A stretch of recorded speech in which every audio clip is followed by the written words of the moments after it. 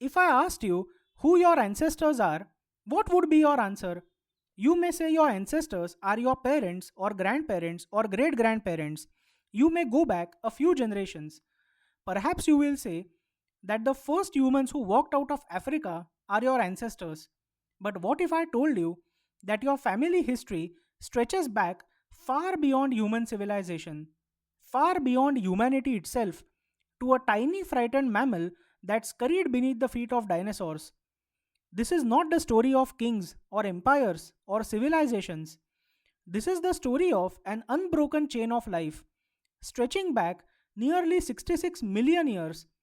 Every generation survived long enough to have children. Not one link in that chain broke. If even a single one had failed, none of us would be here today. Tonight, we are going to meet our oldest ancestors and discover the greatest family story ever told by science. Let us meet this ancestor of ours. Who was this ancestor? She was as small as a rat. She was covered in soft brown fur. She was warm blooded, with enormous eyes adapted for darkness. She weighed perhaps 100 grams. To the mighty dinosaurs, she was almost invisible, and that invisibility was her greatest strength. Every evening, as the sun disappeared behind forests filled with giant reptiles, she emerged from the dark, not to conquer the world, not to become history, simply to survive another night. She hunted insects, tiny lizards, perhaps eggs abandoned by other animals. Every rustle in the leaves could mean death for her. An owl like predator, a snake, a small dinosaur could kill her. She lived in constant vigilance, not because she was brave, but because evolution had shaped her nervous system to survive. Fear kept her alive. This rat like creature is our direct ancestor. She knew nothing of planets, nothing of atoms, nothing of evolution. She never wondered, who am I? Her brain was too small for philosophy. Her entire world consisted of simple questions: hunger, safety, shelter, protection of young. That was enough. And for millions of years, it worked. Then came the day that changed everything.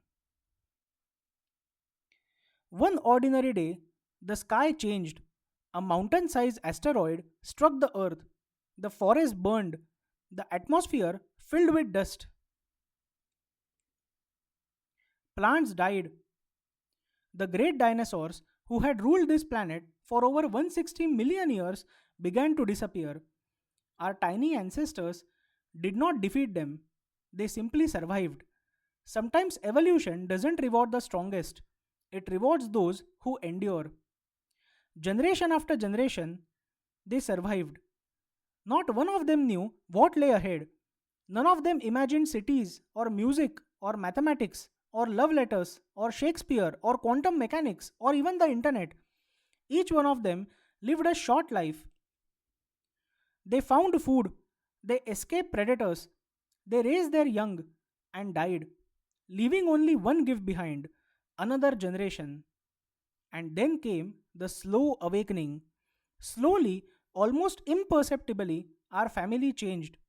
Hands became more dexterous, eyes moved forward, brains became larger, curiosity increased, groups became more cooperative, communication became richer, knowledge no longer died with each generation, it accumulated, and that changed everything. We went from stones to the stars. Millions of years later, one descendant stood upright in Africa. Our ancestors learned how to shape stone, to master fire, cross deserts. They reached all over the world. They looked up at the stars and asked, what are those lights? They invented writing, calculus. They wrote symphonies. They split the atom. They walked on the moon and built artificial intelligence. Every one of them our family. And then, after nearly 4 billion years of uninterrupted life, after every ancestor survived long enough to have children, after countless near extinctions, our branch reached our grandparents, then our parents, and finally us. At this point, you may ask an important question: how do we know any of this? How do we know that tiny mammals were really our ancestors? The answer is because nature has preserved the evidence. Beneath our feet lies an archive far older than any library ever built. Every layer of rock is a page, every fossil is a sentence, and together they tell us one continuous story. Over the past 2 centuries, paleontologists have unearthed millions of fossils from every continent. They have discovered ancient mammals, early primates, Australopithecus, Homo habilis, Homo erectus, Neanderthals, and countless other extinct relatives. Each species appears in the geological record exactly where evolution predicts it should. The deeper we dig, the older the ancestors become, and the more similar they are to the earliest forms of life. The second archive is carried inside every one of us, our DNA. Every cell in our body contains nearly 3 billion genetic letters.